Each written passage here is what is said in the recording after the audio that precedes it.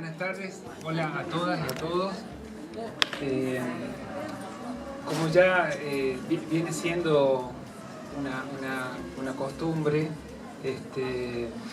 cada espacio de formación del doctorado queremos construir un espacio de diálogo, de apertura para que las problemáticas sociales sean motivo de reflexión y de análisis de nuestras propias prácticas, pero que también nuestros propios trabajos, nuestro trabajo intelectual, de formación, de investigación, ojalá fecunde y mueva a procesos de transformación de nuestra sociedad. Ese es el espíritu de estos espacios. Nosotros en el doctorado este año teníamos que iniciar el ciclo con un seminario de epistemología. También estábamos de alguna manera impulsando, es una carrera que está en formación, la especialización en políticas de género y violencia, que también en su proceso formativo tiene el seminario de epistemología de las ciencias humanas como algo básico. Entonces, tanto para el doctorado como para la especialización en políticas de género y violencia, como para la especialización en estudios sociales y culturales, nos pareció importante no una epistemología abstracta, general, no una epistemología enciclopédica como generalmente se da, sino una epistemología situada. Por eso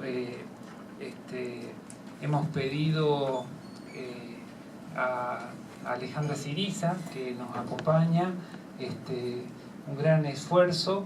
Hemos abusado de su generosidad para que nos acompañe en este seminario, y ha sido un seminario de epistemología, pero también centrado especialmente en las perspectivas críticas y en la epistemología y la filosofía feminista. Ha sido marzo porque tenía que empezar, pero también marzo está marcado por dos fechas muy importantes, el 8M y también el 24 de marzo. La reflexión que nos propone Alejandra, la ha titulado Cuerpo y Política, reflexiones situadas, nada más apropiado. El mes de marzo es un mes, digamos, justamente muy doloroso por todo lo que significan estas fechas, el 8 de marzo y el 24. El 8 de marzo a nivel mundial, ¿no? Una marca del patriarcado, que es un fenómeno que no tiene fronteras conocidas, ni históricas ni geográficamente. Y el 24 de marzo, que justamente nos remite a el fenómeno del terrorismo de Estado en nuestro país, pero que también durante esa década se extendió por toda nuestra América.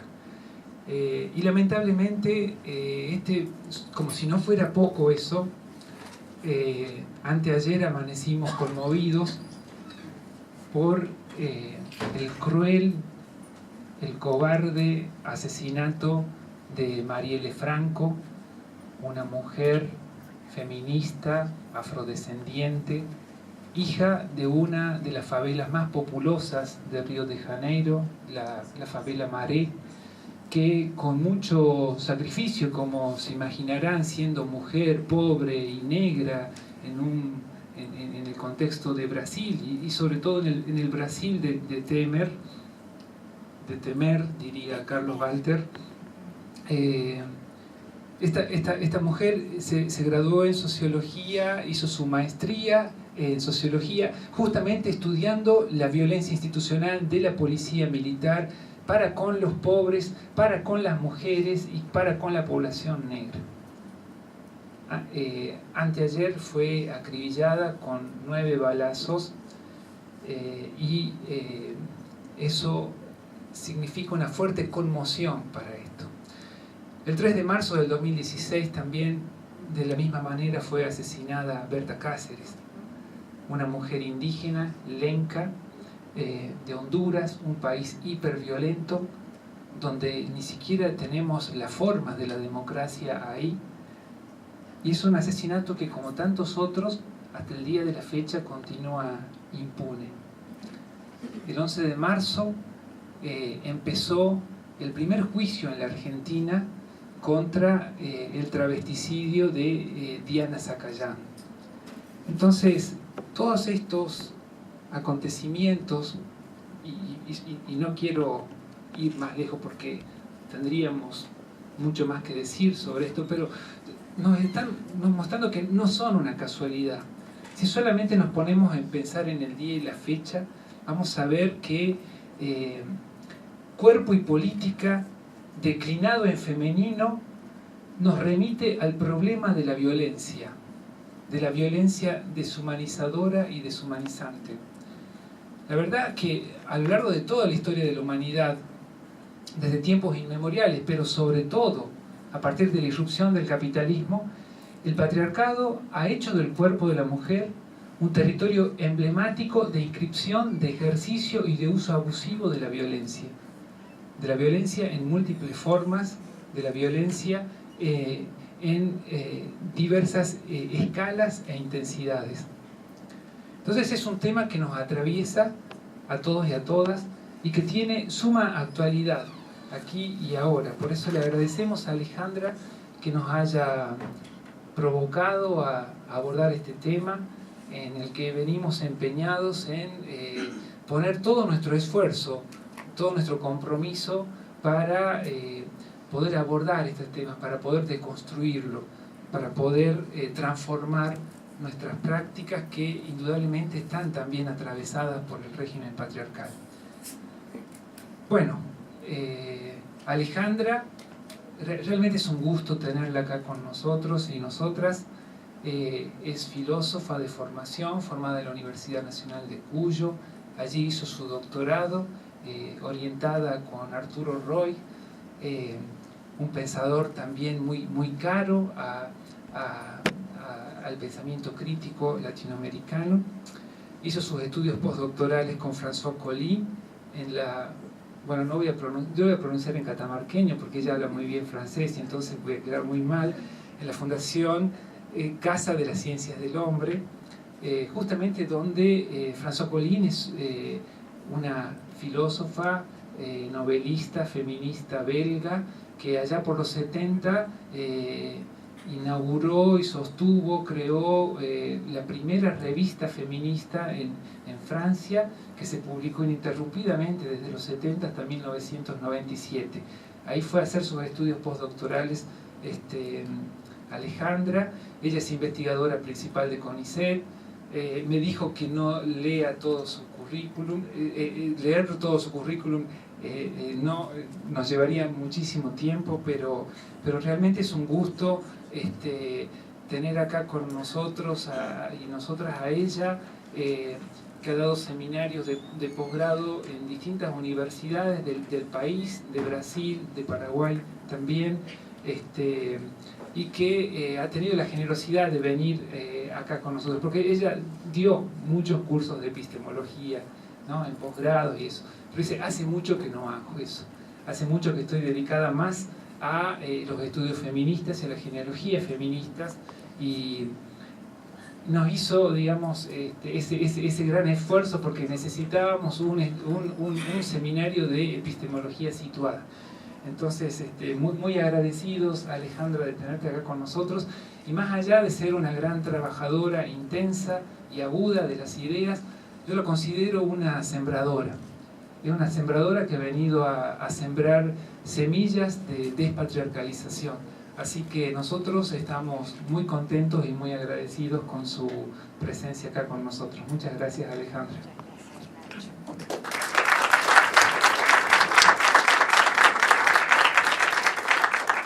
Medio avergonzada voy a empezar. Y continuando un poco con esto que Horacio decía, ¿no? Porque en realidad lo de cuerpo y política tiene que ver muchísimo con marzo. Marzo para mí, igual que para mucha gente de mi generación, es un mes profundamente marcado, ¿no? Y un mes durante el cual una no tiene como otra alternativa que pensar en esta relación entre cuerpo y política, ¿no? Y no la tienen no solamente porque los 24 de marzo muchos y muchas de nosotros y nosotras volvemos a marchar en defensa de esta frágil y vulnerable democracia, lograda con tanto dolor y con tanto trabajo y con tanta lucha, sino porque marzo, como acaba de decir Horacio, también convoca la memoria de muchos hechos que parecen repetir la violencia contra los cuerpos de las mujeres, contra las vidas de las mujeres. Yo pensaba, ¿no?, cuando esta tarde trataba de hilvanar algunas ideas, después de haber pensado una primera conferencia sobre esta cuestión, cuando pasaron en Mendoza Campo de Batalla, Cuerpo de Mujer, un documental muy bien hecho, dirigido por Álvarez y la tarea de investigación es de Lisel Torney. Es un documental en el que se habla de las violaciones cometidas contra las mujeres prisioneras políticas durante la dictadura militar. Entonces pensaba en esta cuestión, ¿no?, en esta cuestión de los cuerpos humanos, de la corporalidad humana, de las dificultades que implica esto de la corporalidad humana. ¿En qué sociedades esto de la corporalidad es como una herida permanentemente abierta? Y creo que la corporalidad se ha ido convirtiendo cada vez más en una herida en sociedades que consideran al cuerpo como un objeto, ¿no?, como un objeto, como una cosa, como una abstracción. Y esa abstracción tiene que ver con la lógica del capitalismo y tiene que ver con una lógica que arrasa con nuestros cuerpos, que arrasa con nuestros territorios, con una lógica que busca desencarnar los cuerpos bajo la idea de que todo lo sólido alguna vez ha de desvanecerse en el aire, ¿no?, pero no con el sentido emancipatorio que alguna vez Marx pensó cuando escribía el Manifiesto Comunista ya por 1848, sino desvanecerlo de sus necesidades, privarlo de alimentos, del agua, del sueño, del afecto. Es como si se nos convocara a vivir sin cuerpo en una sociedad de crecimiento invisible. Y lo digo bien a propósito, porque me parece que no es posible vivir en un mundo donde el agua, la comida, la naturaleza, la vida, las semillas, los cuerpos no valen nada. Es decir, no valen nada porque no cuentan para el sistema dominante, porque a nadie le importa la muerte por hambre, porque a nadie le importa la contaminación de las semillas. Por eso no cuentan. Claro que tienen precio. Preguntemos si no en las redes de la trata. Claro que tienen precio, pero no cuentan. Entonces me parece que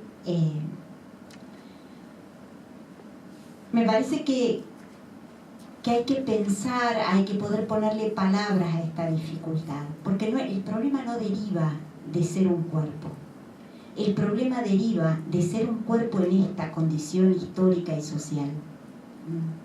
No es que a mí me gustaría desencarnar, no es que a mí me gustaría ser pura cabeza, de absolutamente ninguna manera. Porque creo que el cuerpo es para los seres humanos la fuente del dolor y la fuente de la gloria.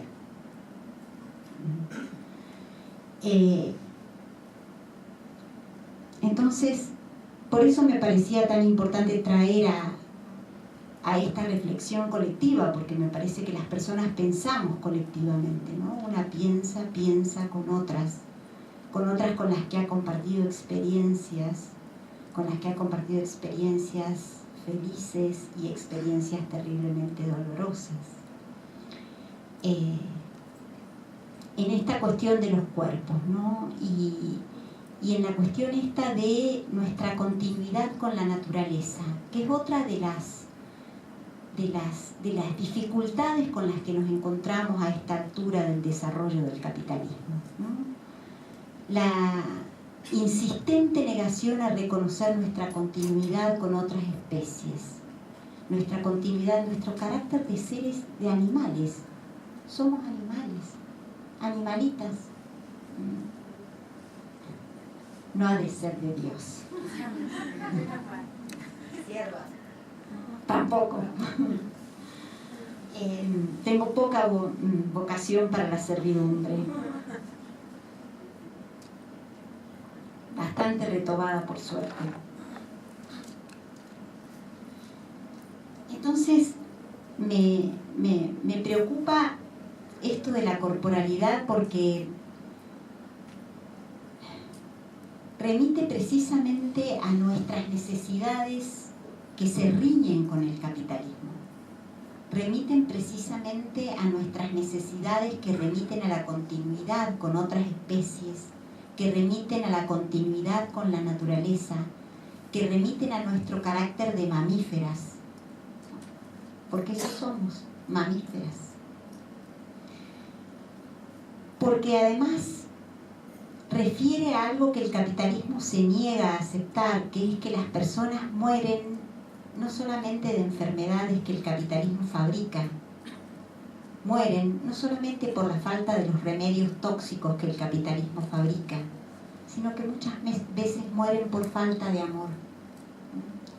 Y mueren por falta de los lazos de ternura y de cuidado que parecen no existir y que parecen tener precio. ¿Será posible que tengan finalmente precio? ¿A ese punto vamos a llegar? Creo que son cosas que me conmueven pensar en la dificultad que en esta sociedad hay para pensar el cuerpo como algo más que plástico, ¿no? Como algo más que aquello que puede ser intervenido para ser transformado en función de transformarlo en una mercancía más para el neoliberalismo, ¿no? En el escaso derecho que las mujeres tenemos a envejecer. Cuando decidí dejar de ponerme henna, todo el mundo me dijo: vas a parecer más vieja. No es que voy a parecer más vieja, es que soy vieja. Y no tengo ningún problema. A ver, parí mi primer hijo a los 20 años. Tengo un hijo de 40 años. Claro que soy vieja. ¿Cuál es el problema con ser vieja? Todas las personas envejecemos. Y creo que es importante pensar en la vejez y no descartar la vejez y los viejos. Las viejas, que son las primeras descartadas. Entonces, también porque me hace pensar en el problema de la mortalidad, ¿no? En una sociedad que parece no aceptar la posibilidad de la muerte, que se encarniza con los cuerpos de las personas hasta el último momento, hasta el último aliento de sus vidas, que les interviene y les tortura sin respetar muchas veces su voluntad. Personas que no desean vivir en condiciones indignas y que finalmente son arrasadas por la voluntad del saber médico hegemónico, ¿no? Porque eso es nuestra vida aprisionada entre ese conjunto de regulaciones estatales que prescriben cuándo, dónde, cómo se puede nacer, parir, morir, qué clase de habilitaciones existen en razón de las identidades sexogenéricas, por ejemplo, ¿no? ¿Quién tiene derecho a llevar tal nombre? ¿Quién es Carlos Díaz y no algún nombre de esos nombres maravillosos que forman el imaginario de las personas trans? Entonces, esas son las cosas que me movieron a pensar en el día de hoy, ¿no?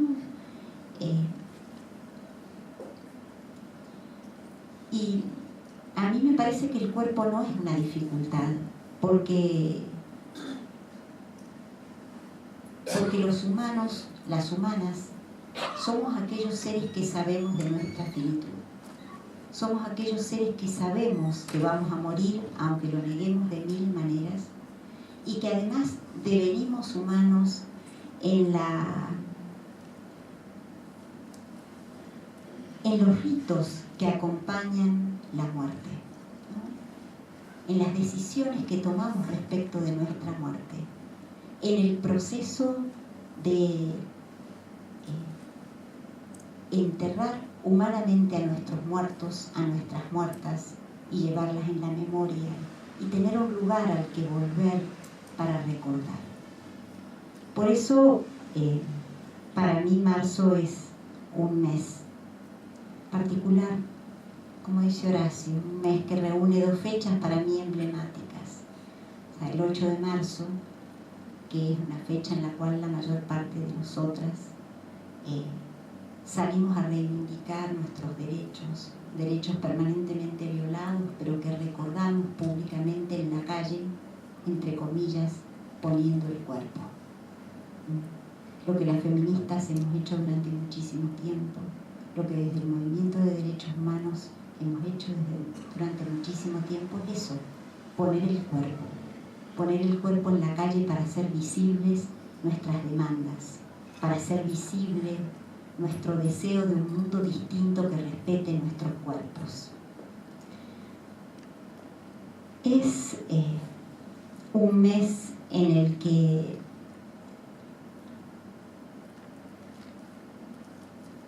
esta cuestión de la muerte, ¿no? Porque me ha dado por hablar de la muerte. Y porque pienso que el derecho al bien morir, el derecho a los rituales de la muerte, es el más humano de los derechos.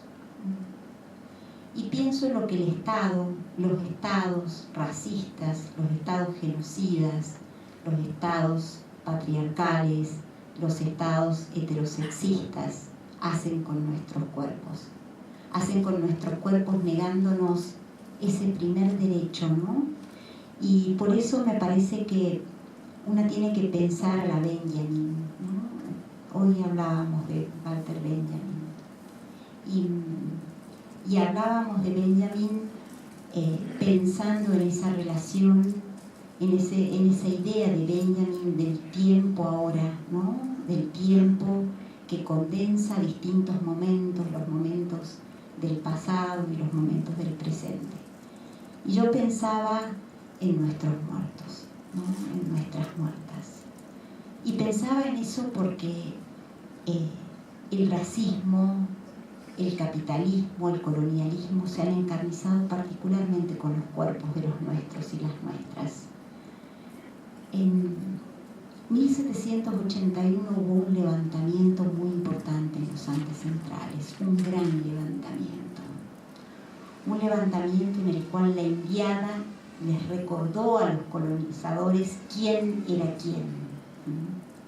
¿Quiénes eran los verdaderos dueños de la tierra con una idea que no es la idea de propiedad privada, sino otra idea del vínculo con la tierra? Y la respuesta que siguió a la derrota fue el despedazamiento de los cuerpos. El despedazamiento y la dispersión de los cuerpos, para que no quedara memoria de sus cuerpos, para que no hubiera ninguna posibilidad. El temor, el terror que tienen de que los subalternos, las subalternas seamos capaces de reunir nuestros pedacitos dispersos para levantarnos una vez más. Y se encarnizaron no solamente con el cuerpo, porque uno puede pensar, bueno, se las agarraron con los varones. No es verdad. El castigo ejemplar fue aplicado no solamente a Tupac Amaru, no solamente a Tupac Hadari, sino que fue aplicado a Tomasa Condemaita, también fue aplicado a Bartolina Sisa y a Micaela Bastida y a muchos aymaras y quechuas anónimos y anónimas que pusieron el cuerpo en esas batallas. Entonces, ¿qué pasa con los cuerpos de los subalternos? Esa negativa a permitirnos a pensar en el derecho que tenemos a enterrar y velar a los nuestros, tiene que ver también con una negación de humanidad. Quien no entierra a sus muertos no es humano. Es una de las primeras marcas de humanidad. Y eso mismo sigue sucediendo. Eso mismo sucedió durante la dictadura militar. Eso sucedió con Berta, ¿no es cierto? Un asesinato impune. Berta fue velada y enterrada, pero su asesinato sigue impune. Y eso creo que es una cuestión que tenemos que pensar. ¿Cómo es que matar a subalternos y subalternas no recibe castigo alguno? ¿No será que el Estado tiene algo que ver? ¿No será que nuestras muertes le convienen a alguien? Pienso también en cómo el Estado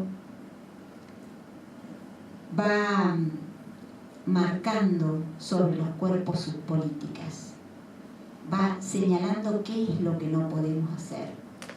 Santiago Maldonado tenía todas las condiciones para vivir. Era joven, blanco, educado, pertenecía a una familia de clase media. ¿Qué fue lo que hizo mal Santiago para merecer esa muerte? Lo que hizo muy mal Santiago, todos y todas lo sabemos, porque lo que hizo mal Santiago fue ir a mezclarse con mapuches. Fue ir a mezclarse con mapuches que defienden su tierra, y es por eso que recibió el castigo que recibió. Y detrás de él, Rafael Nahuel. Lo que pasa es que nadie menciona a Rafael Nahuel. Es mucho menos importante. ¿Y por qué es menos importante? Simplemente porque hay muertes que importan menos. Entonces son cosas que hay que pensar. Son cosas que quienes tenemos estas posibilidades, estos privilegios, esta enorme cantidad de privilegio en este territorio arrasado que es nuestro país, son cosas que tenemos que pensar, que estamos obligadas a pensar. ¿Qué pasa con los cuerpos de quienes representan una, aunque más no sea tenue, amenaza para el orden establecido?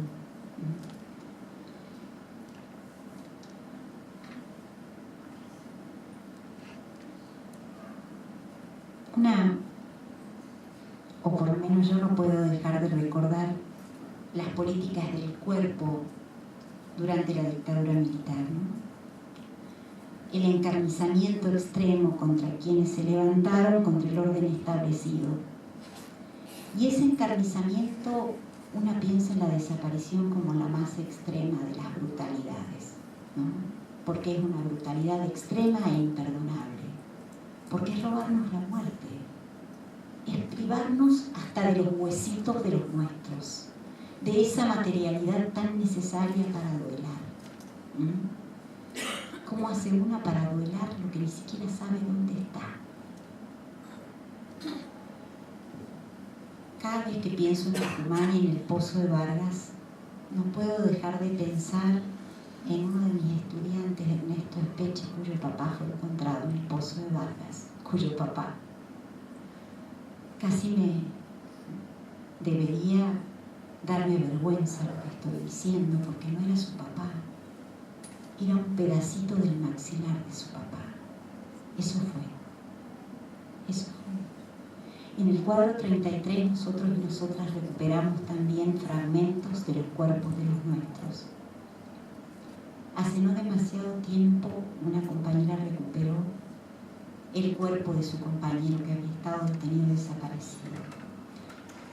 Para desgracia o suerte, vaya uno a saber, recuperaron el cráneo que tenía 16 perforaciones. 16. Pienso Y no puedo evitar pensar en quienes parieron en cautiverio, porque yo parí, pero no en cautiverio.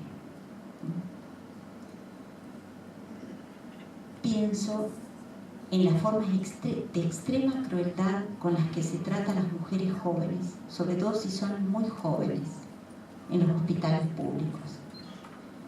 Se las trata con una crueldad sin par, porque hacen lo que no debían hacer: embarazarse negritas por un plan, ¿o no? ¿Por qué se embarazan? O para abortar.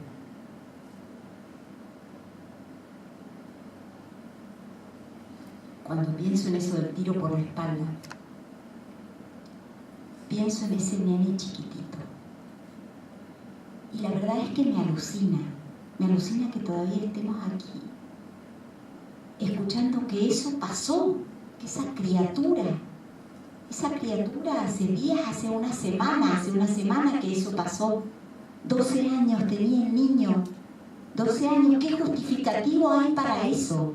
Sino dar un mensaje bien claro: la vida de los pobres, la vida de los negros no vale nada.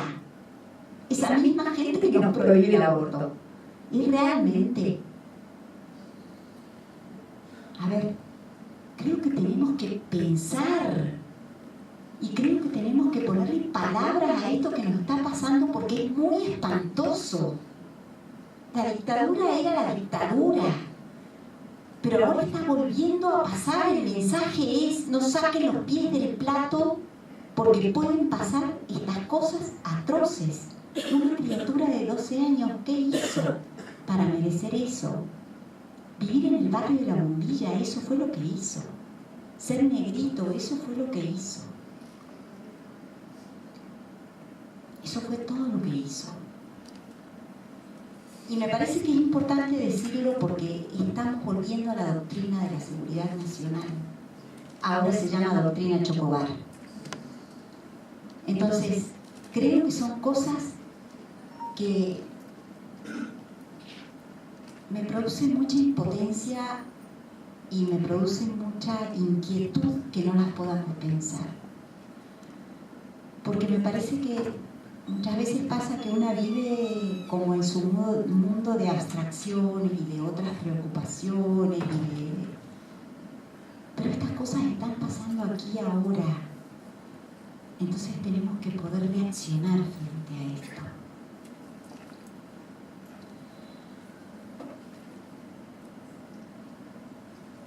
Otra de las formas brutales bajo las cuales durante la dictadura se encarnaron con los cuerpos de las mujeres fueron las violaciones sistemáticas. Creo que la violación es una forma de marcar territorio. Creo que las violaciones aleccionadoras, la violación sistemática de personas trans, gracias a los códigos llamados de faltas,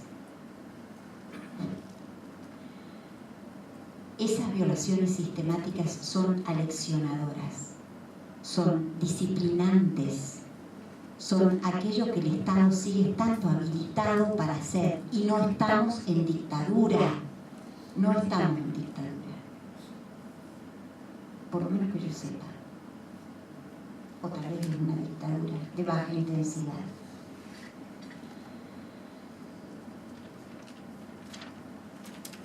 Me parece que esta situación de extrema brutalidad, de extrema violencia, pensaba en las paradojas de la temporalidad, ¿no? El 8 de marzo, mientras miles de mujeres salíamos a la calle, en ese paro internacional de mujeres, tratando de hacer visible el trabajo que hacemos y que parece no tener ninguna importancia, pero que es el que sostiene la vida. Ese mismo día fue asesinado este chiquito por la espalda, en una muestra de hagan lo que quieran, miren lo que podemos hacer. Y a una travesti en Santa Fe. Y a una travesti en Santa Fe. Entonces, Creo que son cosas que tienen que dispararnos las alertas de lo que está sucediendo. Pero este gobierno parece dispuesto a discutir la cuestión del aborto.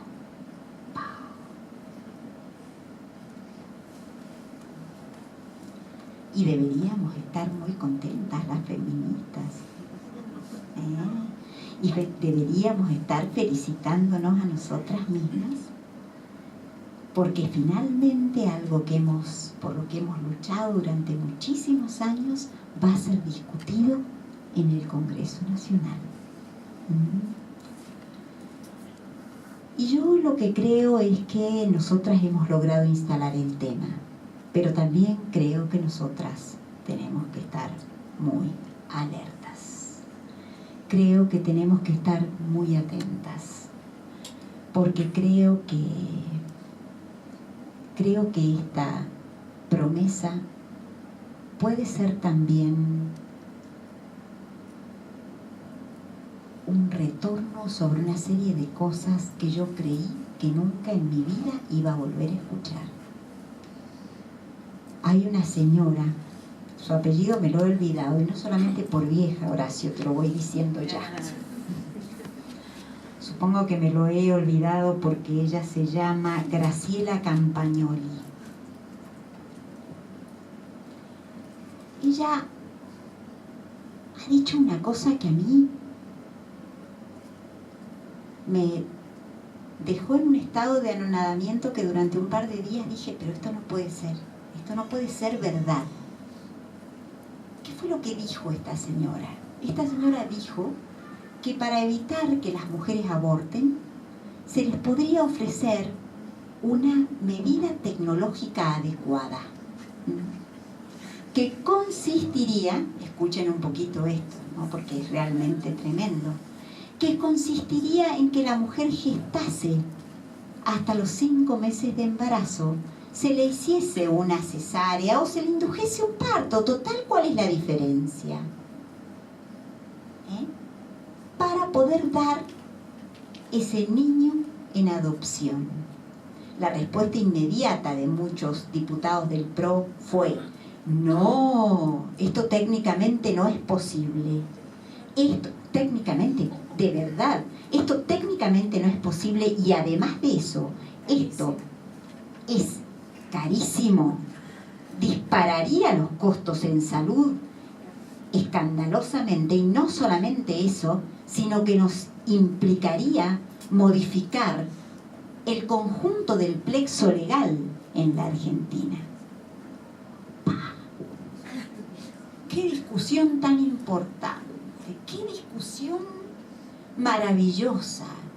¡Qué gran discusión!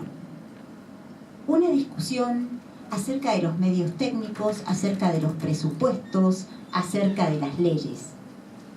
No una discusión acerca del derecho que las mujeres tenemos como seres encarnados a decidir sobre nuestros cuerpos. No una discusión sobre ese tema.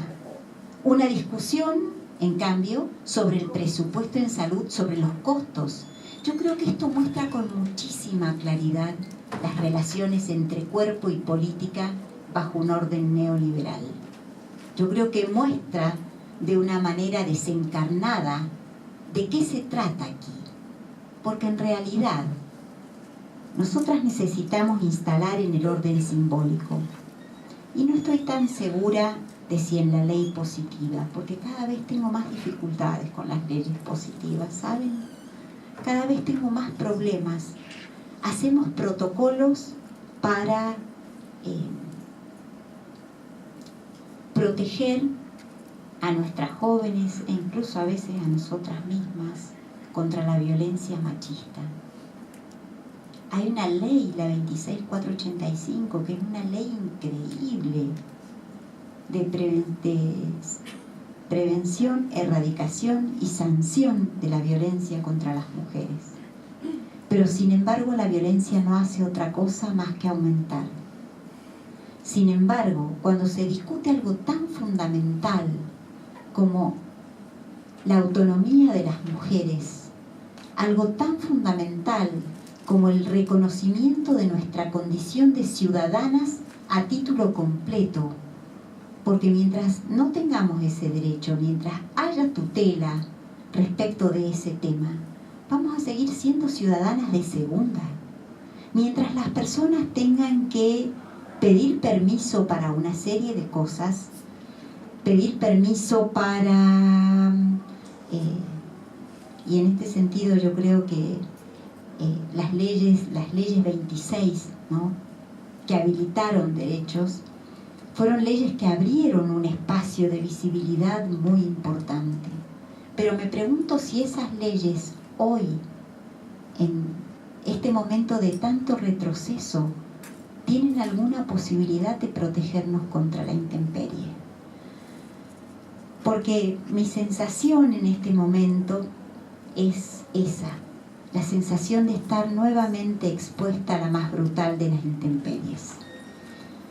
Cuando un debate, que es un debate tan importante y tan caro para las feministas y para el movimiento de mujeres, como el debate por el derecho al aborto, se transforma en una discusión acerca de la mujer recipiente y los costos en salud, me parece que estamos en problemas. Nuevamente estamos en problemas, y una vez más me parece que se evidencia, ¿no es cierto?, que esta democracia está apelando a una política corporal basada en la pedagogía del hambreo y de la crueldad, que no podemos confiar en un Estado que da la espalda al feminicidio de Estado, que son las muertes por abortos practicados en condiciones inseguras. En Santiago del Estero, el 4 de marzo, murió María. María tenía 37 años. Era campesina y tenía 5 hijas. El Estado no asume eso como su responsabilidad. Entonces me parece que estamos en un momento realmente, que estamos en un momento de peligro, como decía Benjamin, y que este orden económico y político no puede subsistir sin encarnizarse contra los cuerpos de subalternos y subalternas. Entonces me parece que de esto tenemos que tomar conciencia para encontrar cómo vamos a resistir, poniendo una vez más, como lo hemos hecho durante años y años y años, el cuerpo. Gracias.